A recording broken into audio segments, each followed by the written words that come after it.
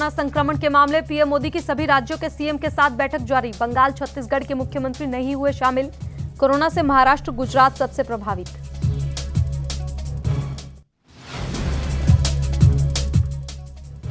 दिल्ली में NCT bill पर संग्राम, केंद्र के खिलाफ आप कांग्रेस का हल्ला बोल। संसद परिसर में किया विरोध प्रदर्शन। थोड़ी देर में जंतर मंतर पर केजरीवाल करेंगे प्रदर्शन।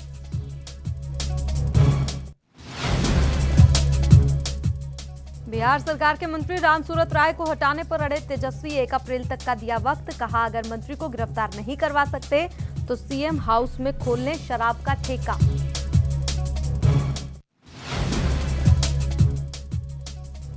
और दिल्ली आवास पर बीजेपी सांसद रामस्वरूप शर्मा की संदिग्ध मौत, फंदे से लटका मिला शव। हिमाचल के मंडी से थे बीजेपी सांसद।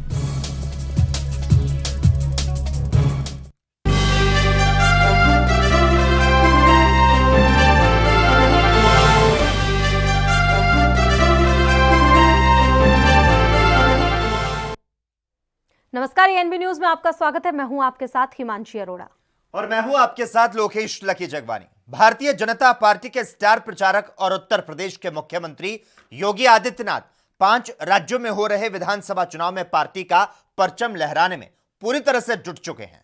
केरल के बाद पश्चिम बंगाल का दौरा कर चुके सीएम योगी बुधवार को असम के दौरे पर हैं। यही नहीं, सिर्फ सरकार के 4 साल के जश्न वाले दिन छोड़ दिए जाएं तो बाकी दिनों में उनके अन्य राज्यों में तूफानी दौरे अब चलते रहेंगे। हिंदुत्व के बड़े ब्रांड बन चुके यूपी के सीएम योगी आदित्यनाथ की पश्चिम बंगाल में मंगलवार को 3 चुनावी सभा थी। आज बुधवार को वे असम दौरे पर हैं। जनसभाओं से पहले वे मां कामाख्या मंदिर आए और यहां से प्रचार का श्री गणेश किया। यूं तो योगी आदित्यनाथ भाजपा के लिए हमेशा से खास चेहरा रहे हैं, लेकिन जब से उन्होंने उत्तर प्रदेश के मुख्यमंत्री की कुर्सी संभाली है, तब से उन्होंने अपनी छवि को सख्त और अनुशासित प्रशासक के रूप में निखारा है। विकास कार्यों की लंबी फहरिस्त हाथ में थामे योगी आदित्यनाथ के पास गिनाने गरजने के लिए कई ऐसे फैसले हैं जो खासे चर्चा में रहे।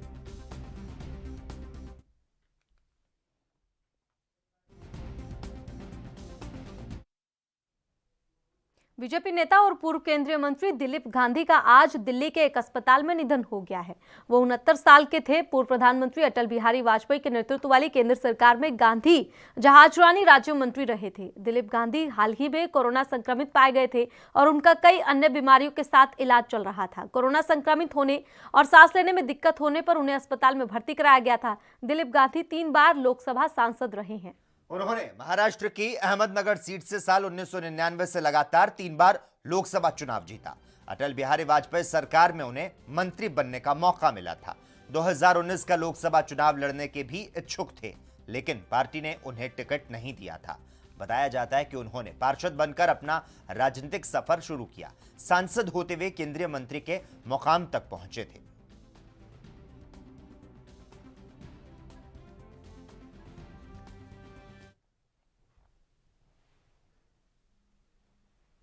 बिहार विधानसभा में नेता प्रतिपक्ष तेजस्वी यादव ने शराब प्रकरण में बिहार सरकार के मंत्री के भाई का कथित रूप से नाम आने के बाद सरकार पर अपना हमला तेज कर दिया है। तेजस्वी यादव ने कहा कि बिहार की नीतीश सरकार मंत्री रामसूरत राय के भाई को गिरफ्तार करे। अगर 1 अप्रैल तक सरकार उन्हें गिरफ्तार नहीं कर पाती तो फिर सीएम आवास में शराब का ठेका खोल दे, साथ ही अपने सभी मंत्रियों को भी शराब का ठेका दे दे।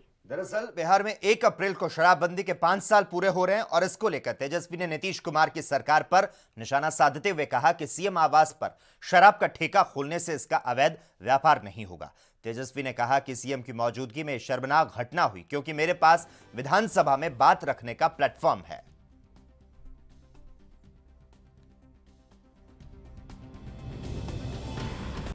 तो आप जरा दुकान खुलवा लीजिए। क्या स्थिति बनी हुई है? अब जिसका भाई 5 महीने से मंत्री का भाई क्यों नहीं गिरफ्तार हुआ? क्योंकि वो मंत्री का भाई। एक तरफ गरीब को फांसी पे सजा हो रही है, कई लोगों का बिना ट्रायल जो है वो केस चल रहा है, लेकिन मंत्री के भाई गिरफ्तार हो ही नहीं सकते। शराबबंदी कानून को लेकर के तो करीब है वो पकड़े जा रहे हैं छोटे मोटे, लेकिन मेन सप्लायर क्यों नहीं पकड़ा जा रहा? क्या कार्रवाई की गई? इनके एक गुंडे विधायक हैं, वो हत्या कर देते हैं। जिसकी हत्या होती है उनकी बीवी हमारे साथ बैठ करके प्रेस कॉन्फ्रेंस करके सारी सच्चाई बताती है, कोई कार्रवाई नहीं की जाती। इनके मंत्री जो हैं झूमते रहते हैं, ठुमका लगाते रहते हैं शराब के नशे में, कोई कार्रवाई नहीं होती है। मंत्री जो है तस्करी कराता है, उसका भाई भगना सब इसमें इन्वॉल्व है, कोई कार्रवाई नहीं की जाती है। थाना खुला कि नहीं खुला, बताएं जरा क्या चल रहा है, क्या कार्रवाई की जा रही है। उल्टा सदन के अंदर लोकतंत्र के मंदिर पर विपक्ष के नेता को मुक्का दिखाया जाता है, अभद्र टिप्पणियां। देश में कोविड-19 के बढ़ते मामलों को लेकर प्रधानमंत्री नरेंद्र मोदी मुख्यमंत्रियों के साथ बैठक कर रहे हैं। उसकी सीधी तस्वीरें दिखाते हैं आपको। को शामिल करके रणनीति बनानी होगी। हर राज्य के अपने अपने प्रयोग हैं, अच्छे प्रयोग हैं, अच्छे इनिशिएटिव हैं। कई राज्य दूसरे राज्यों से नए नए प्रयोग सीख भी रहे हैं, लेकिन अब एक साल में हमारी गवर्नमेंट मशीनरी को नीचे तक ऐसी स्थितियों में कैसे काम करना करीब करीब ट्रेनिंग हो चुकी है। अब हमें प्रोएक्टिव होना जरूरी है। हमें जहां जरूरी हो, और ये मैं आग्रहपूर्वक कहता हूं, माइक्रो कंटेनमेंट जोन बनाने का विकल्प भी किसी भी हालत में ढिलास नहीं लानी चाहिए। इस पर बड़े आग्रह से काम करना चाहिए। जिलों में काम कर रही पैंडेमिक जो रिस्पांस टीम्स को कंटेनमेंट और सर्वेलेंस एसओपीस इसकी रीओरिएंटेशन की आवश्यकता हो, वो भी किया जाना चाहिए। फिर से एक बार 4 घंटे 6 घंटे के लिए बैठ करके चर्चा हो, हर लेवल पे चर्चा हो, सेंसिटाइज भी करेंगे, पुरानी चीजें याद भी करा देंगे और गति भी ला सकते हैं। और इसके साथ ही टेस्ट, ट्रैक और ट्रीट, इसको लेकर भी हमें उतनी ही गंभीरता की जरूरत है जैसे कि हम पिछले 1 साल से करते आ रहे हैं।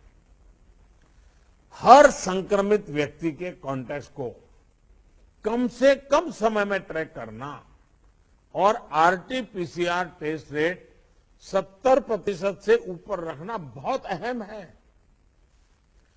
हम ये भी देख रहे हैं कि कई राज्यों में रैपिड एंटीजन टेस्टिंग पर ही ज्यादा बल दिया जा रहा है और उसी भरोसे गाड़ी चल रही है। जैसे केरल है, उड़ीसा है, छत्तीसगढ़ है, यूपी है। मुझे लगता है कि इसमें बहुत तेजी से बदल की जरूरत है। इन सभी राज्यों में, मैं तो चाहता हूं देश के सभी राज्यों में हमें आरटी-पीसीटी टेस्ट और बढ़ाने पर जोर देना होगा।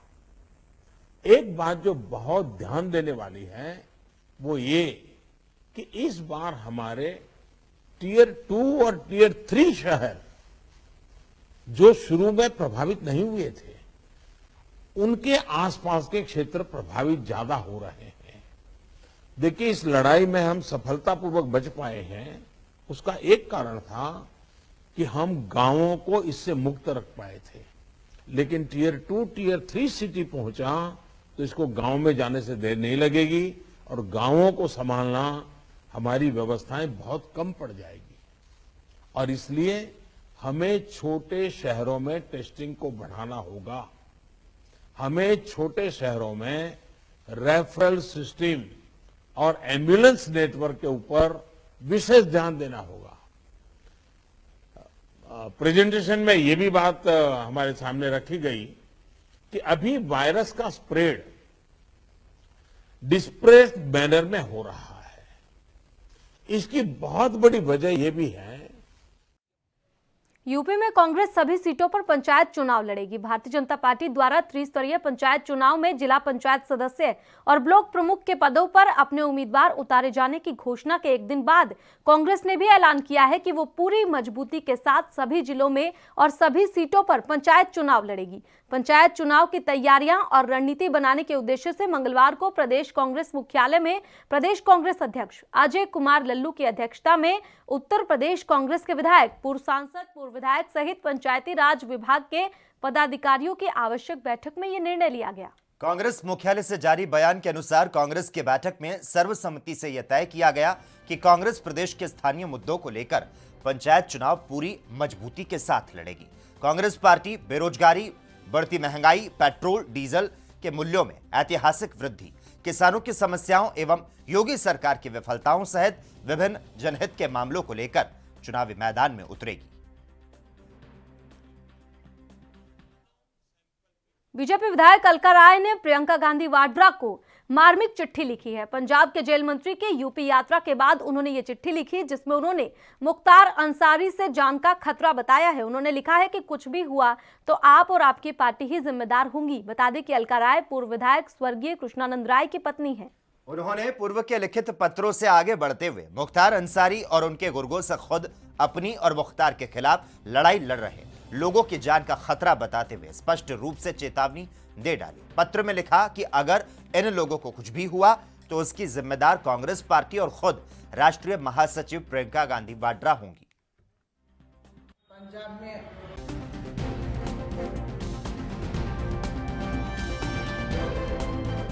पंजाब में आपकी सरकार है और मुख्तार जैसे खुखार अपराधी को न बचाया जाए। वहां से जेल मंत्री आए थे लखनऊ आकर के उस परिवार के लोगों से मिले हैं चुपके से, और उनके जो गुर्गे हैं उन गुर्गों से भी मिले हैं। मैं चाहती हूं कि आपसे एक निवेदन है कि इस अपराधी को न बचाया जाए, न सहयोग किया जाए, उसको उत्तर प्रदेश सरकार भेजा जाए। उत्तर प्रदेश उनकी जितनी मुकदमे हैं केसें हैं वो उत्तर प्रदेश में चलती हैं, उसको आप दिखवा लीजिए, देखिए और उसका मेरा सही। छतरपुर जिले के धुवारा ब्लॉक कांग्रेस अध्यक्ष इंद्र प्रताप सिंह परमार की बड़ा मलहरा में गोली मारकर हत्या कर दी गई है। अज्ञात आरोपी वारदात को अंजाम देकर मौके से फरार हो गए। गोली लगने के बाद इंद्र प्रताप सिंह परमार को आनंद फानन में स्थानीय सामुदायिक स्वास्थ्य केंद्र ले जाया गया। हालत गंभीर होने पर उन्हें जिला अस्पताल रेफर किया गया, जहां इलाज के दौरान उन्हें मृत घोषित कर दिया गया। वहीं इस घटना के बाद से प्रदेश की कानून व्यवस्था पर सवाल उठने लगे हैं। इसे लेकर नेताओं का क्या कुछ कहना रहा, आपको सुनवाते हैं। इस प्रकार से छतरपुर में और पूरे प्रदेश में हत्याएं की घटना बढ़ती जा रही है। और लगातार जब कांग्रेस के लोग माफिया के खिलाफ अभियान चलाते हैं और उसके खिलाफ बात उठाते हैं तो कहीं ना कहीं जिस प्रकार की घटनाएं करी जा रही है, क्योंकि माफिया से मिली हुई सरकार है और यहाँ के जो जिम्मेदार लोग हैं वो पश्चिम बंगाल में सुशासन के पाठ पढ़ाते हैं कि मध्य प्रदेश में सुशासन है और वहां पे जाके सुशासन की बात करते हैं। स्पष्ट है प्रदेश में गुंडा राज हावी है, माफिया राज हावी है, और जिस प्रकार से लगातार जो लोग माफियाओं के खिलाफ आवाज उठाते हैं उनको टारगेट करके हत्या करी जाती है। कहीं ना कहीं ये बड़ी चिंता का विषय और लगातार ये घटनाएं मध्य प्रदेश की कानून व्यवस्था की, रोज बलात्कार हो रहे हैं, रोज हत्याएं हो रही है, रोज प्रदेश के अंदर अराजक तत्व हावी हो रहे हैं और गृह मंत्री कंगना की सुरक्षा में लगे हुए और कहीं ना कहीं पश्चिम बंगाल में सुशासन दिखाने में लगे हुए। बड़ा गंभीर मामला है और इस मामले की जांच हो रही है। दोषियों को बख्शा नहीं जाएगा। आप ये देखिए कि 2 घटना हुई है, दोनों में करनी सेना से जुड़े हुए लोग मारे गए। एक में परिवार के सदस्य ने हत्या की है और दूसरे मामले में भी पुलिस जांच कर रही है और उसके अंत तक पहुंचे और जल्दी अपराधी को गिरफ्तार कर लिया जाएगा। मुझे लगता है कि जो 15 माह की सरकार थी उसमें जो कांग्रेस के नेताओं ने लेन देन किए थे और जो लोगों से वादे किए थे और जो भी मामले उनने किए थे, कहीं ना कहीं उससे जुड़ा हुआ ये एंगल सब सामने आ रहे हैं और गंभीरता से जांच हो रही है। पूरा मामला आपके सामने जल्दी आ जाएगा। देश में जिस तरह से अपराधियों का बोलबाला बढ़ रहा है, राजनीतिक हत्याओं का दौर चालू हो गया है। छतरपुर जिले में कुछ दिन पहले हमारे एक विधायक प्रतिनिधि की हत्या हुई, उसके बाद ब्लॉक कांग्रेस अध्यक्ष की कल हत्या की गई और अभी तक हत्यारों का कोई सुराग नहीं मिला। पूरी तरह जंगल राज की स्थिति है। अपराधियों को भाजपा के नेताओं का संरक्षण है। भाजपा नेताओं के संरक्षण में कांग्रेस के नेताओं की राजनीतिक हत्याएं की जा रही हैं। इसकी कानून व्यवस्था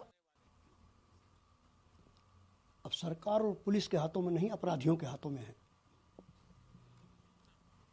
जिस तरह छतरपुर में कांग्रेस के ब्लॉक अध्यक्ष की हत्या हुई है, वह सरकार के लिए एक चुनौती है। किस मुंह से बंगाल जाकर माननीय शिवराज सिंह जी चौहान भारतीय जनता पार्टी के हत्याओं का मामला ममता बनर्जी जी के खिलाफ उठा रहे हैं। मध्य प्रदेश में भी उन्हें जवाब देना होगा कि कांग्रेस के ब्लॉक अध्यक्ष की हत्या क्यों हुई। और अब तो हत्याओं के दौर की इंतहा है कि रायसेन में शिवराज सिंह जी के राज में शिवराज की हत्या हो गई और शिवराज खामोश हैं। करणी सेना के अध्यक्ष शिवराज सिंह राजपूत जी की हत्या, ये मध्य प्रदेश में सरकार को एक चुनौती। खबर दोपहर में खबरों का सिलसिला लगातार जारी रहेगा। हम यहां पर रुकते हैं एक छोटे से ब्रेक के लिए।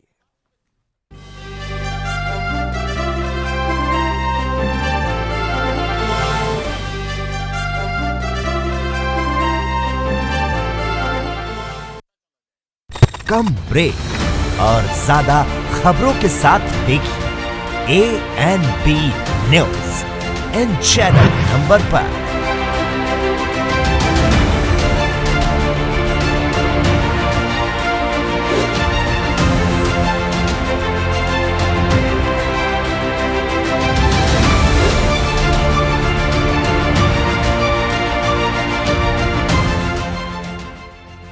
क्या आप दुबले पतले कमजोर हैं, आपकी सेहत नहीं बनती, भूख कम लगती है, वजन नहीं बढ़ता?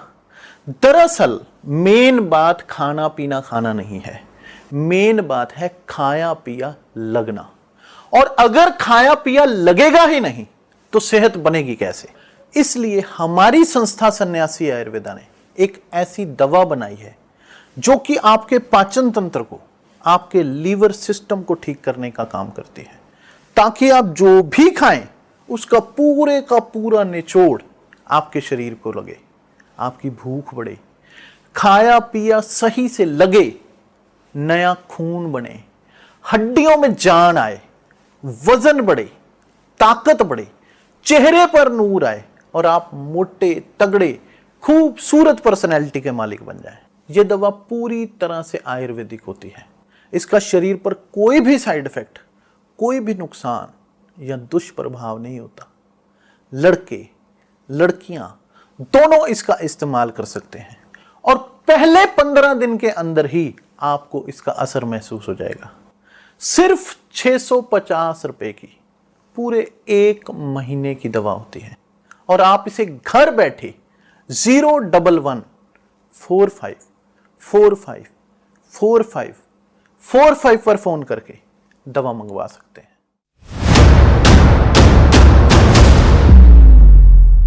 हक की बात दोपहर 12 बजे सिर्फ ANB न्यूज पर। न्यूज देख रहे हैं आप, नाम है अवसर पर विराजपुर। कोरोना की स्थिति दिल्ली में काफी बेकाबू। खबरनामा, खबर से असर तक।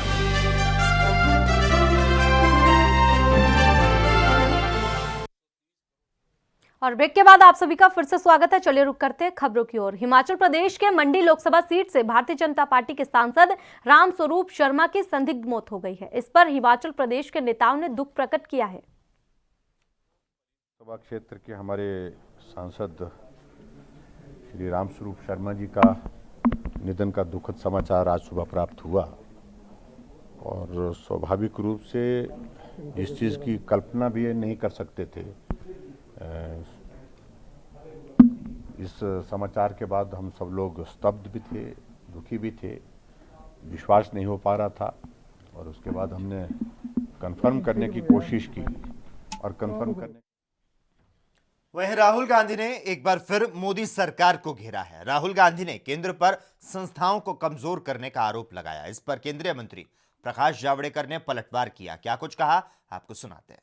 Ridiculous. It doesn't worth even our comment. I don't know on which planet Rahul lives, but one thing is sure that this is insult of the 80 crore people who are voting in Indian democracy, and this is importantly a new phenomena. Only in 75 to 77, the freedoms were curbed and it was like dictatorship. So that can be compared. RJD प्रवक्ता मनोज झा ने बेरोजगारी को लेकर कहा कि देश में बहुत सारे लोग बेरोजगार हैं। इसके साथ ही उन्होंने किसानों के मुद्दे पर कहा, किसान लगातार संघर्ष कर रहा है, सरकार को किसानों की चिंता करनी चाहिए। और क्या कुछ कहा, देखिए। एक तो मैं फिर अब आपके माध्यम से अपील करूंगा कि ये लगभग चौथे महीने में प्रवेश कर चुका है, आगे बढ़ चुका है और ये स्पष्ट हो गया है कि किसान जो आपसे चाह रहे हैं आप उसको समझ रहे हैं। आपकी कौन सी मजबूरियां हैं मैं नहीं जानता, लेकिन अगर फौरी तौर पे ये रिजॉल्व नहीं हुआ तो ये बहुत बड़ी क्राइसिस को जन्म देगा और इसके जो घाव होंगे ना उसे मिटाने में संभवतः हमें कई बरस लग जाएंगे। ये मैं आग्रह करूंगा माननीय प्रधानमंत्री जी से, सीधे तौर पे आप वो हस्तक्षेप करें, इसको रिजॉल्व करें, ये मानते हुए कि किसान और किसानी की बेहतरी किसानों से बेहतर न वो समझते हैं न मैं समझता हूँ। नहीं, मैं तो अपने देश के लिए चिंतित हूँ साहब। जहां बेरोजगारी 5 दशक में सबसे ज्यादा हो, वहां वसीम रिजवी हमारे लिए सवाल बन रहा है। उसकी तो उपलब्धि है जिंदगी की सबसे बड़ी कि वो आपके लिए आप सवाल की शक्ल में आपके माध्यम से मेरे पास आ रहा। क्या हमारी ये प्राथमिकता है? कौन से दौर में हम जी रहे हैं? हमारी कितनी चिंताएं हैं, चुनौतियां हैं, उन पर वसीम रिजवी या उन जैसे तमाम लोग बात करें। वो असल में खोई जमीन तलाशने की कोशिश कर रहे हैं, लेकिन वो अप्रासंगिक है। ये कतई हमारे लिए एक महत्वपूर्ण। वहीं केंद्रीय मंत्री मुख्तार अब्बास नकवी ने सीएम ममता बनर्जी पर हमला करते हुए कहा कि वो चुनाव से पहले हार मान रही हैं। इसके साथ ही उन्होंने कहा कि राहुल गांधी सुबह उठते ही बीजेपी को गाली देते हैं। और उन्होंने क्या कुछ कहा, आपको सुनाते हैं। मुझे लगता है मोदी जी को जितना अब्यूज करोगे, जनता उतना ही कांग्रेस और उनके साथियों को रिफ्यूज करेगी। इस लोकप्रिय नेता, सर्वमान्य नेता, देश के गरीबों, देश के कमज़ोर तबकों, देश के आखिरी पायदान पे खड़े हुए व्यक्ति में खुशहाली के लिए बिना रुके हुए, बिना थके को आप हर दिन सुबह सुबह उठ करके गाली। चुनाव से पहले अपनी चुनाव की हार की घोषणा क्यों कर रही हैं ममता दीदी? अरे चुनाव लड़ो, चुनाव से पहले ही आप जो है वो अगर ऐलान कर देंगे कि हम तो जा रहे हैं, हमें हमारी विदाई कर दो, तो वो तो मुझे लगता है ठीक नहीं है। चुनाव के मैदान में चुनाव ये, और ये रोज़ रोज़ जो है वो नए नए शगुफे, नए नए जो है वो कहानियाँ, किस्से, उससे कुछ फ़ायदा नहीं होना है। क्योंकि दिक्कत ये इनको ये हो गई है कि अपने कार्यकाल में इन्होंने पश्चिम बंगाल के लोगों के लिए, गरीबों के लिए, कमज़ोर तबकों के लिए, महिलाओं के लिए, पिछड़े तबकों के लिए, नौजवानों के लिए क्या किया, वो बताने का। जेडीयू प्रवक्ता राजीव रंजन ने कोरोना के बढ़ते प्रकोप और बंगाल चुनाव को लेकर अपनी प्रतिक्रिया दी है, सुनिए। ममता जी को राजनीतिक लाभ हानि से ज्यादा राज्य की कानून व्यवस्था को लेकर जो चुनौतियां हैं उनको समझना होगा, इसलिए कि कहीं ना कहीं पश्चिम बंगाल में जो अराजक स्थितियां बन रही है, इसकी नैतिक जिम्मेवारी ममता जी की बनती है। और जो राजनीतिक प्रतिस्पर्धियों को जिस तरह से गाड़ियों का तोड़ा जाना या उनके साथ दुर्व्यवहार और जो चीजें सामने आ रही हैं, वो पश्चिम बंगाल में टीएमसी की बदहाल स्थिति को कहीं न कहीं परिलक्षित कर रही है। निसंदेह जो कोरोना के संक्रमण और जो वैश्विक मंदी की वजह से भारतीय अर्थव्यवस्था को गंभीर आघात लगे हैं, उससे उबरने की कोशिशें लगातार जारी हैं। और डीएफआई के 20,000 करोड़ की जो स्वीकृति है, उससे जो एक हम ये कह सकते हैं कि कहीं ना कहीं जो प्रवाह है वो बढ़ेगा और इससे कठिनाइयों से निपटने में या जो प्रोजेक्शन है जीडीपी के रेट्स को लेकर के, उसको बेहतर बनाने में। राज्य के गृह मंत्री और पुलिस कमिश्नर को बदलने के सवाल पर एनसीपी नेता नवाब मलिक ने कहा कि मुख्यमंत्री को प्रशासनिक फेरबदल करने का अधिकार है, लेकिन मैं नहीं मानता कि दबाव में बदली होगी। फिलहाल किसी तबादले को लेकर चर्चा नहीं है। मंत्री जी सही ढंग से काम कर रहे हैं, उनको बदलने का कोई सवाल नहीं उठता। देखिए, मुख्यमंत्री जी को प्रशासनिक फेरबदल करने का पूरा अधिकार है। वो जब चाहें कोई भी निर्णय ले सकते हैं, लेकिन कोई दबाव है, दबाव के तहत बदली होगी, ऐसा हम नहीं मानते। और फिलहाल किसी भी तबादले को लेके कोई भी चर्चा नहीं है। जहाँ तक मंत्री महोदय का सवाल है, वे अपनी जिम्मेदारी भली भांति निभा रहे हैं, सही ढंग से काम कर रहे हैं और उनको बदलने का कोई सवाल ही नहीं उठता। पहले भी स्पष्ट किया गया है। हमें लगता है राजनीतिक माहौल लोग बनाकर कि ट्रांसफ़र हो जाएगा, मंत्रिमंडल में बदलाव हो जाएगा, हमें लगता है इसमें। आप प्रवक्ता सौरभ भारद्वाज ने कहा, सदन में किसी भी विपक्ष के पास संख्या नहीं है। केंद्र सरकार बदमाशी कर रही है, सत्ता आती जाती रहती है, नया रास्ता खतरनाक है। सत्ता में आने के बाद मनमानी करने से देश बर्बाद होगा। और क्या कुछ कहा, देखिए। में तो किसी भी अपोजिशन पार्टी की संख्या नहीं है, शिवसेना की भी संख्या नहीं है। कल को तो आप महाराष्ट्र को यूनियन टेरिटरी बना दोगे। सदन में तो जो मध्य प्रदेश वाले जो कांग्रेस, मध्य प्रदेश तो खैर उन्होंने लूट ही लिया, अब राजस्थान बचा है। राजस्थान में जो है ये उसको यूनियन टेरिटरी बना देंगे, उनके पास भी कुछ नहीं है, वो भी बेचारे कहते रह जाएंगे। अरे ये तो खुल्लम खुल्ला बदमाशी हो गई। अब इनके हाथ से सूरत निकल जाएगा अगली बार, तो कहेंगे नहीं साहब सूरत के लोग तो ठीक नहीं है, एक काम करो सूरत को एक नई यूनियन टेरिटरी बना दो। तो ये तरीका ठीक नहीं है। ये सत्ता आती जाती रहती है। आज इनके पास सत्ता है केंद्र में, कल के पास किसी और के पास आएगी। ये जो नया रास्ता दिखा रहे हैं, ये रास्ता जो है बड़ा खतरनाक रास्ता है। दिमाग सबके पास है। हर आदमी अगर इस तरीके से सत्ता में आने के बाद अपनी मनमानी करेगा तो देश जो है आजाद नहीं रहेगा। शिवसेना के नेता सांसद संजय राउत ने शरद पवार से मुलाकात की। इसको लेकर संजय राउत ने क्या कुछ कहा, आपको सुनाते हैं। देखिए, जब पवार साहब से बात होती है तो सभी मुद्दों पर चर्चा होती है। आज मुंबई में या महाराष्ट्र में और देश में एएनआई का जो मुद्दा है वो सब लोग चर्चा करते हैं, लेकिन हमारे लिए वो बहुत ही छोटा मुद्दा है। किसी भी राज्य में इस प्रकार की घटनाएं होती है और महाराष्ट्र में कानून का राज है और कानून मजबूती से इस मामले में काम कर रहा है। कोई भी व्यक्ति हो, कितनी भी बड़ी हो, उसका। प्रयागराज में सुबह की अजान को लेकर एक बार फिर से विवाद खड़ा हो गया है। इलाहाबाद यूनिवर्सिटी के वाइस चांसलर ने पुलिस प्रशासन को चिट्ठी लिखकर सुबह के नमाज के लिए होने वाली अजान बंद करवाने की मांग की है और इस पर प्रयागराज रेंज आईजी ने ज्यादा जानकारी साझा की।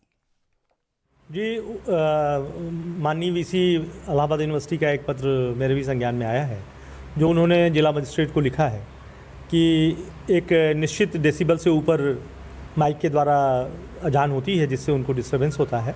तो हम लोग इसका अध्ययन कर रहे हैं और उसमें जांच करके, और ये भी सुप्रीम कोर्ट और हाई कोर्ट की गाइडलाइन है कि 10 बजे शाम से सुबह 6 बजे के बीच में कोई नॉइस पोल्यूशन नहीं होना चाहिए। कोई भी पब्लिक एड्रेस सिस्टम से एक लिमिट के बाद प्रचार प्रसार नहीं होना चाहिए, आवाज़ नहीं होनी चाहिए। और यदि किन्हीं कारणों से ऐसा होता है तो उसकी स्पेसिफिक अनुमति होनी चाहिए, अन्यथा ये अवैध है। और इस पर मैं तत्काल अध्ययन करके कार्रवाई करूंगा, जिससे कि जो माननीय उच्च न्यायालय और उच्चतम न्यायालय का आदेश है उसका अनुपालन किया जाए।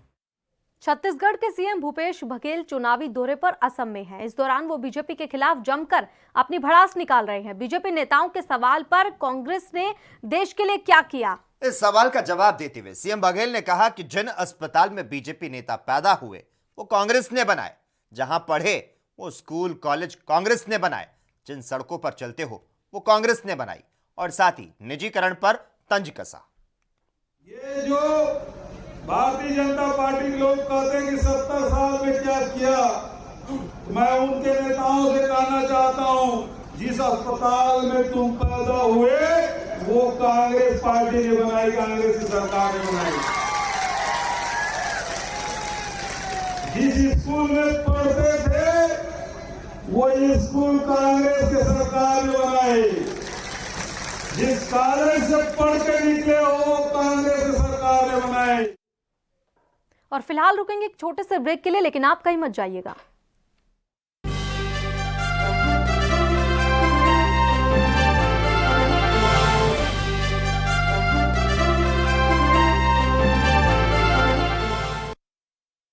क्या आप दुबले पतले कमजोर हैं, आपकी सेहत नहीं बनती, भूख कम लगती है, वजन नहीं बढ़ता?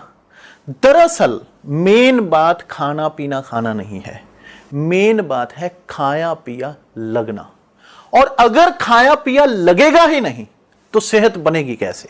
इसलिए हमारी संस्था सन्यासी आयुर्वेदा ने एक ऐसी दवा बनाई है जो कि आपके पाचन तंत्र को, आपके लीवर सिस्टम को ठीक करने का काम करती है, ताकि आप जो भी खाएं उसका पूरे का पूरा निचोड़ आपके शरीर को लगे, आपकी भूख बढ़े, खाया पिया सही से लगे, नया खून बने, हड्डियों में जान आए, वजन बढ़े, ताकत बढ़े, चेहरे पर नूर आए और आप मोटे तगड़े खूबसूरत पर्सनैलिटी के मालिक बन जाएं।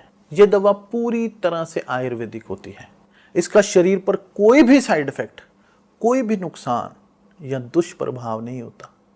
लड़के लड़कियां दोनों इसका इस्तेमाल कर सकते हैं और पहले 15 दिन के अंदर ही आपको इसका असर महसूस हो जाएगा।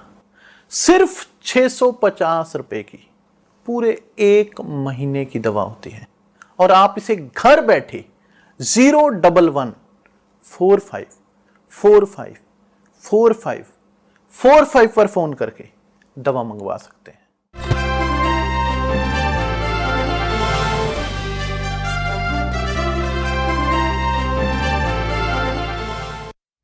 और ब्रेक के बाद आप सभी का फिर से स्वागत है। चलिए रुक करते हैं बाकी की खबरों की ओर। आज बिहार विधानसभा की कार्यवाही शुरू होने से पहले राजद कार्यकर्ताओं ने जमकर प्रदर्शन किया है। इस दौरान राजद कार्यकर्ताओं ने हाथों में प्ले कार्ड लिए जमकर ये प्रदर्शन किया। विधायकों का साफ तौर पर कहना था कि बिहार में लॉ एंड ऑर्डर पूरी तरह से चरमरा गया है, रोज लूट और अपहरण की घटनाएं हो रही हैं। वहीं इस मामले में राजद विधायक भाई वीरेंद्र का कहना था कि मुख्यमंत्री नीतीश कुमार के जिम्मे में कई साल से गृह विभाग है, लेकिन मुख्यमंत्री नहीं चाहते कि बिहार सुधरे। मुख्यमंत्री केवल अपनी कुर्सी को बचाने में लगे हैं। तो साथ ही उन्होंने कहा कि सदन में कानून व्यवस्था का मामला निश्चित रूप से उठाया जाएगा। पूरे बिहार में अपराध, शराब, लूट, हत्या, बलात्कार की घटनाएं हो रही है। ये सरकार द्वारा संरक्षित ये घटनाएं हो रही है। सरकार टुकुर टुकुर देख रही है और सरकार चाहती है कि बिहार में अपराध होता रहे, शराब की बिक्री धड़ल्ले से चलता रहे, लूट होता रहे, डकैती होता रहे। बिहार सरकार यही चाहती है और सरकार केवल अपनी कुर्सी को बचाने में लगी हुई है, जो ये देश और राज्य हित में नहीं है। सदन के अंदर आप लोग आज मांग उठाएंगे? निश्चित रूप से इस मामला को उठाएंगे और सदन अगर नहीं हमारी बातों को सुनेगी, हम लोगों की बातों को नहीं सुनेगी। सोमवार को लोकसभा में एक बिल पेश किया गया है जिसमें उपराज्यपाल को ज्यादा अधिकार दिए जाने का प्रावधान है। इसके बाद से ही केंद्र की बीजेपी सरकार और दिल्ली की आम आदमी पार्टी की सरकार आमने सामने आ गई है। उधर कांग्रेस ने भी इस बिल के खिलाफ मोर्चा खोल रखा है और आज जंतर मंतर पर बैठकर अपना विरोध भी दर्ज करवाया जा रहा है। कांग्रेस ने कहा कि इस बिल से दिल्ली के लोगों की शक्तियां छीन ली जाएंगी। कांग्रेस ने इसे काला बिल बताया और आज इसके खिलाफ जंतर मंतर पर धरना दिया। पूर्व विधायक अनिल भारद्वाज ने कहा कि दिल्ली सरकार के पास पहले ही जमीन और पुलिस को लेकर कोई ताकत नहीं, ये बिल उसे और भी कमजोर करेगा। हिंदुस्तान की एक पार्लियामेंट में एक अमेंडमेंट बिल दिल्ली से संबंधित लाया गया है, जिसके तहत लेफ्टिनेंट गवर्नर को वो तमाम ताकतें और शक्तियां देने का प्रावधान किया गया है जो अब तक नहीं था। यानी कि प्रशासनिक कोई भी निर्णय होगा तो उसकी भी इजाजत दिल्ली के लेफ्टिनेंट गवर्नर से लेनी पड़ेगी। विधायिका के अंदर यदि कोई कानून बनाने की आवश्यकता पड़ेगी तो उसकी भी इजाजत लगभग 15 दिन पहले आपको केवल सूचना नहीं देनी, आपको इजाजत भी लेनी होगी। इस तरह का कानून लाया जा रहा है और कहीं ना कहीं ये लोकतंत्र की हत्या है और ये सिलसिला पूरे देश में निरंतर पिछले 6 सालों से चल रहा है कि जब विपक्ष राहुल जी की आवाज में पूरे देश के सामने रखते हैं तो उस आवाज को दबाने का काम किया जाता है। देश के अंदर कोई सरकारों से प्रश्न पूछता है तो उसकी आवाज को दबाने का काम किया जाता है और आवाज केवल ऐसे नहीं, उनको प्रताड़ना दी जाती है। कई तरह के अपने सरकारी महकमों का प्रयोग करके उनकी जुबान बंद कर दी जाती है और ये केवल हम नहीं कह रहे हैं, विश्व के अंदर कई इस तरह के रिसर्च में पाया गया कि हिंदुस्तान का लोकतंत्र की जो रैंकिंग है वो घट रही है। कहीं ना कहीं हिंदुस्तान का जो लोकतंत्र है वो धीरे धीरे घट रहा है। ये सबसे बड़ा चिंता का विषय है और इससे जीता जागता उदाहरण दिल्ली के अंदर है। यूपी के ललितपुर में एक परिवार धरने पर बैठा न्याय की मांग कर रहा है। परिवार का यह आरोप है कि बीजेपी के कुछ कार्यकर्ता आए दिन उन्हें परेशान करते हैं, उनकी बेटी के साथ छेड़छाड़ करते हैं और विरोध करने पर अपहरण की धमकी दे देते हैं। परिवार का यह आरोप है कि गांव में लगे सरकारी नल से भी पीड़ित परिवार और गांव वालों को पानी भरने नहीं दिया जाता है। यहां तक कि दबंगों के दबंगई के खिलाफ अगर पुलिस में शिकायत की जाती है तो आरोप है कि पुलिस मामले की सुनवाई ही नहीं करती, जिस कारण पीड़ित परिवार इंसाफ के लिए अनिश्चितकालीन आमरण अनशन पर बैठ गया है। पीड़ित ने पुलिस की कार्रवाई पर भी सवाल खड़े करते हुए कहा कि क्या पुलिस और प्रशासन तब कार्रवाई करेगा जब कोई अप्रिय घटना घटित हो जाएगी। थाने की धमकी दी जा रही, मेरे साथ गलत हो जाएगा तो क्या सुनवाई जब होगी? मुझे छेड़खानी करते हैं, मैं स्कूल नहीं जा पा रही हूँ, मैंने परीक्षा भी नहीं दी, 1 महीना तो हो गए। उनके सामने सरकारी हेडपम्प लगाए मगर वो मुझे पानी भरने नहीं देते, मुझे गाली बहुत गाली कर। हमारा नाम टिंकू जोशी है, नदी मोहल्ला के रहने वाले हैं हम लोग। हमारी बसंत गुप्ता से लड़ाई हुई थी, बसंत गुप्ता, प्रकाश कुशवाहा और गोकुल कुशवाहा, हरिओम कुशवाहा। तो इन लोगों ने हमारी बहन को छेड़ा, गाली गलौज करी और हमारे पिताजी को, मम्मी को मारा था। हम ही लोगों को बंद करवा दिया था, कोई हम लोगों की सुनवाई नहीं हो रही। उनके और वो भाजपा नेता है इसलिए हम लोगों की कोई सुनवाई नहीं हो रही। उसके घर के सामने एक हेडपम्प लगा सरकारी, उसमें से हम लोगों को पानी भरने नहीं देते हैं, गाली गलौज करते हैं, दुनिया भर की बातें करते हैं और कई जगह हमने ने शिकायत की, दर्ज कराई, लेकिन हम लोगों की कोई सुनवाई नहीं हो रही है। उल्टा हम ही लोगों को डरा रहे हैं। एनसीटी ऑफ दिल्ली बिल 2021 के खिलाफ आम आदमी पार्टी के राज्यसभा सांसद संजय सिंह और सुशील गुप्ता ने संसद परिसर में गांधी प्रतिमा के सामने विरोध प्रदर्शन किया है। आप सांसद सुशील गुप्ता के हाथ में जो पोस्टर है उसमें लिखा है, सुप्रीम कोर्ट कहता है सीएम की सरकार है, अमित शाह कहता है एलजी की सरकार है। वहीं संजय सिंह के हाथ में जो पोस्टर है उसमें लिखा है एमसीडी में हो गए जीरो, तो फिर क्यों बनते हो हीरो। वहीं कांग्रेस ने कहा कि इस बिल से दिल्ली के लोगों की शक्तियां छीन ली जाएंगी।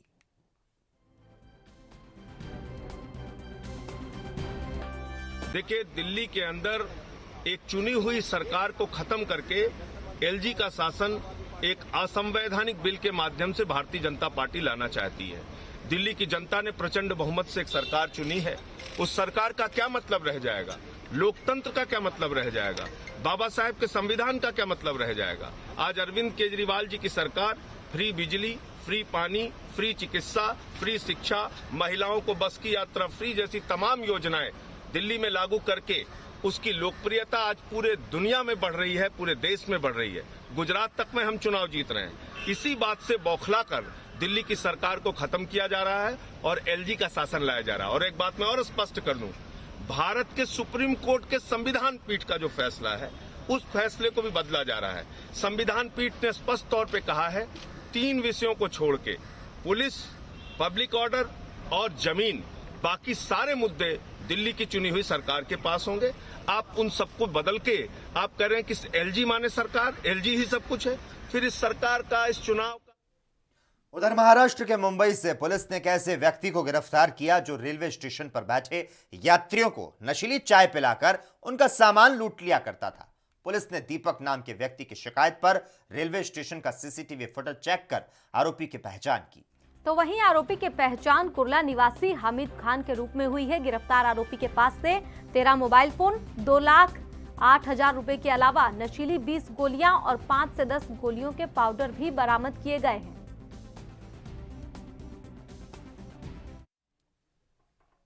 मध्य प्रदेश के डिंडोरी जिले में एक ही परिवार के 3 सदस्य जिंदा जल गए। हादसा इतना भयानक था कि आसपास की 2 दुकानें भी जलकर राख हो गई हैं। मंगलवार देर रात को हुई इस घटना पर ना किसी की चीख उठी और ना ही किसी की नजर पड़ी। बुधवार सुबह लोगों को इस घटना के बारे में जानकारी मिली। हादसा देखकर हर किसी की रूह कांप गई। राख के ढेर में लाशों को पहचानना मुश्किल था। जानकारी के मुताबिक यह हादसा डिंडोरी जिले के अमरपुर विकास खंड अंतर्गत ग्राम पंचायत किसलपुरी बस स्टैंड के पास सरकारी आवास में मंगलवार देर रात को हुआ। अचानक से आग लगने से उसमें रह रहे वनवासी समाज की 27 वर्षीय महिला और उसके 2 बच्चे जिंदा जल गए, जबकि महिला का पति नागपुर में मजदूरी करता है। फिलहाल आग लगने के कारणों की जांच हो रही है। आज प्रातः ही इसकी सूचना मिली थी 8 बजे के लगभग कि किशलपुरी में एक मकान में आग लगी हुई है, जिसमें एक महिला और 2 बच्चे जो जली हुई अवस्था में पड़े हुए हैं। जिसकी सूचना पे थाना प्रभारी पहले रवाना हुए और मैं स्वयं मौके पर रवाना हुआ और यहाँ पे मौके पर देखने से ये पता चला कि एक मकान है, श्रीमती सपना बनवासी उसमें रहती है अपने बच्चों के साथ। वो अपने बेडरूम में पूरी तरह जली हुई हालत में पाई है और उनके मकान के पीछे एक चाय की दुकान है, एक अंडे का ठेला है, वो भी पूरी तरह जले हुए मिले हैं। तो घटनास्थल का निरीक्षण हम लोगों ने किया और मेरे साथ डिस्ट्रिक्ट मजिस्ट्रेट डीएम भी साथ में थे और प्रथम दृष्टया ये सस्पेक्ट लगता है, कोई एक्सीडेंटल केस महसूस नहीं हो रहा है। एफएसएल की टीम हमने बुलाई हुई है, डॉग स्क्वाड भी मौके पर है और पूरी कोतवाली की टीम एडिशनल एसपी के नेतृत्व में वहाँ पे है और घटनास्थल का बारीकी से मुआयना किया जा रहा है और जिस सभी एस्पेक्ट को ध्यान में रखते हुए पुलिस इसके प्रकरण की विवेचना कर रही है, जिसमें कि कोई क्रिमिनल एक्ट भी इसमें घटना में संभावित है, जिसको देखते हुए हम। पश्चिम बंगाल के सिलीगुड़ी में उस समय अफरा तफरी का माहौल बन गया जब जलपेगुड़ी के पास मार्केट में आग लग गई। ये आग इतनी भयानक थी कि इससे दुकानों में रखा लाखों रुपए का सामान जलकर राख हो गया। हालांकि इस दौरान किसी के हताहत होने की खबर नहीं है और आग किस वजह से लगी अभी इसकी जांच हो रही है। यहाँ पे तो 3-4 दुकान है पास में। हम लोग का भी भैया का दुकान है यहाँ पे पास में। 3 दुकान और है जहाँ पे बैग का पैकेटिंग सिलाई करता है, जो भैया के थ्रू से पता चला। और उन लोगों का यहाँ पे शॉर्ट सर्किट से अनुमान लगाया जा रहा है कि आग लगा। तो कितने दुकान जल गया है अभी तक? अभी तक 2 दुकान तो जल गया है और एक में से अभी तक धुआं निकल रहा है, उसको अभी रेस्क्यू कर रहे हैं, वो लोग बुझाने का कोशिश कर रहे हैं। तो आग का स्थिति अभी कैसा है? अभी तो कंट्रोल में काफ़ी सहायता किया है, फायर ब्रिगेड ने, पुलिस ने काफ़ी मेहनत किया है और उस आग को काबू में कर लिया है। कोई हताहत की खबर है? नहीं, अभी तक तो ऐसा कुछ नहीं है, लेकिन सामान कुछ बैग वगैरह उनका जिनका था उनका जल गया है, कुछ उनका अभी तक कितना नुकसान हुआ अभी तक सामने नहीं आया है, कुछ देर में पता चल जाएगा। आग कैसे लगा पता नहीं है, लेकिन आग देखते हुए हमारा डिपार्टमेंट प्रॉम्प्ट एक्शन लिया, 4 गाड़ी भेज दिया और आग कंट्रोल में आ गया, बस सही। तो कितने लोग मतलब कोई हताहत का? नहीं, कोई इंजरी नहीं है, जस्ट आग लगा था, हम लोग बुझा दिया बस ना। इनिशियली আমরা जो इन्वेस्टिगेशन আমরা पाइनी, इन प्राइमरी बेस से আমরা पाइनी। सर क्या था बेसिकली, किस चीज का दुकान था ये फैक्ट्री? ये कम्बस्टिबल आर्टिकल था। मध्य प्रदेश के छतरपुर जिले में मंगलवार को एक कांग्रेस नेता की गोली मारकर हत्या कर दी गई। इसके बाद से बड़ा मलहरा में तनाव का माहौल बन गया। कांग्रेस समर्थकों ने आसपास के बाजार को बंद करवाकर तोड़फोड़ की और पुलिस के खिलाफ आक्रोश जताया। जानकारी के मुताबिक घुवारा कांग्रेस के ब्लॉक अध्यक्ष इंद्र प्रताप सिंह उर्फ छोटे राजा पर बाइक सवार 2 हमलावरों ने फायरिंग कर दी, जिससे एक गोली कांग्रेस नेता के पेट में लगी। बड़ा मलहरा के स्थानीय सरकारी अस्पताल ने हालत गंभीर होने पर जिला अस्पताल छतरपुर के लिए उन्हें रेफर किया, लेकिन इलाज के दौरान कांग्रेस नेता की मौत हो गई। वहीं मामले पर एसपी ने बताया कांग्रेस नेता को गोली लगी थी, उन्हें छतरपुर में अस्पताल में भर्ती कराया गया था, जहां इलाज के दौरान उनकी मौत हुई। फिलहाल पुलिस पूरे मामले की छानबीन में जुटी है। आयुष होटल के पास हमारे घुवारा के ब्लॉक अध्यक्ष छोटे राजा पटिया को गोली मार दी गई। वहाँ कुछ बच्चे आए जो बाजार बंद करवाने के उसमें थे, तो मैंने वहाँ सहयोग किया और मैं आगे आई।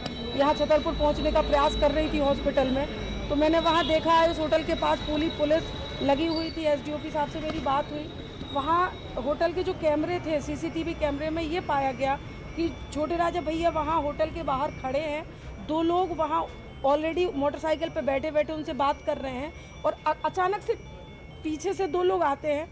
रेड कलर की मोटरसाइकिल है, एक हेलमेट लगाए है, एक टोपी लगाए है और मुंह बांधे है, और वो एकाएक उतरता है और विदिन 1 सेकेंड, 1 सेकेंड के अंदर वो गोली निकाल के और मार देता है। शायद उस गोली में और छोटे राजा भैया की छाती के बीच की दूरी शायद 1 हाथ भी ना हो, और एकाएक मार के एकदम 7 शूटर।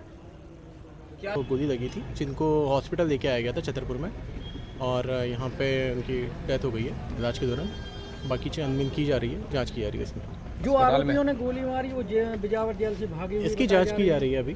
अस्पताल में तोड़-फोड़ भी की है उन लोगों ने, सर गुस्सा है और गाली गलौज भी हुई यहाँ पे।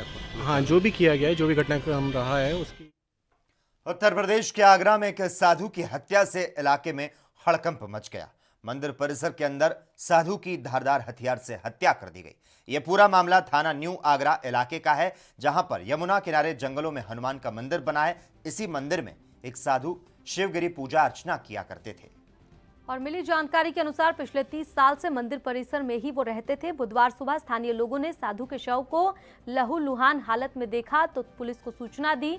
पुलिस ने शव को कब्जे में लेकर पोस्टमार्टम के लिए भेजा। एसपी ने जानकारी दी कि साधु की हत्या कुल्हाड़ी से काटकर की गई है, जिसे पुलिस ने बरामद कर लिया है शव को। फिलहाल साथ ही पुलिस ने डॉग स्क्वाड और फोरेंसिक की टीम की मदद से मामले को जल्द सुलझाने का दावा भी किया है।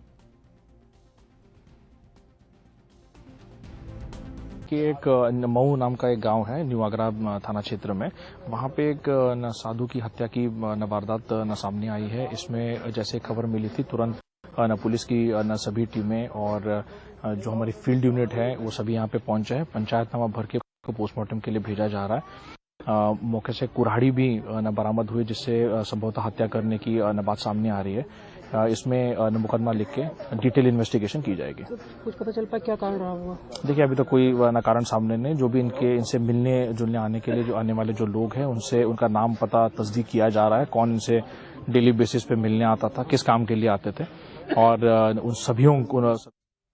उत्तर प्रदेश के बाराबंकी जनपद की नगर कोतवाली इलाके की एक बेशकीमती जमीन है जो ज़ेब्रा पार्क के पीछे स्थित है। यहां दैनिक मजदूरी कर अपना जीवन यापन करने वाले कुछ परिवार पिछले 30 से 40 सालों से निवास करते हैं। 2 से 3 साल पहले इन गरीबों के बीच आकर आला अधिकारी इन्हें दिवाली के पटाखे, मिठाई, दिए और होली में रंग गुलाल गुजिया देकर खुशियां मनाते थे, लेकिन आज यहां कुछ भी नजर नहीं आ रहा। इस जमीन पर बनी गरीबों की सारी झोपड़ियां यहां से गायब हो चुकी हैं। दुर्दशा का कारण इनकी बस्ती की जमीन का बेशकीमती होना है और उनकी इसी जमीन पर भूमाफियाओं की नजर पड़ गई है। इन गरीबों का आरोप है कि पहले कुछ गुंडे रात के अंधेरे में आए और उनके साथ मारपीट करते हुए बस्ती खाली करने की धमकी दी। भूमाफियाओं की शिकायत लेकर उनके घर के पुरुष पुलिस के पास गए, लेकिन पुलिस ने उन्हें थाने पर ही बैठा लिया और जेल भेज दिया। अब यहाँ की पूरी जमीन खाली करवा दी गई है और इस पर भूमाफियाओं का कब्जा हो गया है।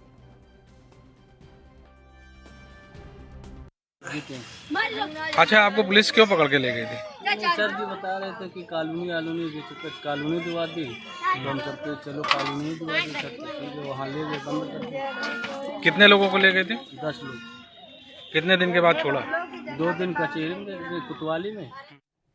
और इसी के साथ ही खबर दोपहर में आज के लिए बस इतना ही। तमाम अहम खबरों के लिए लगातार आप जुड़े रहिए हमारे साथ और देखते रहिए ANB न्यूज। नमस्कार।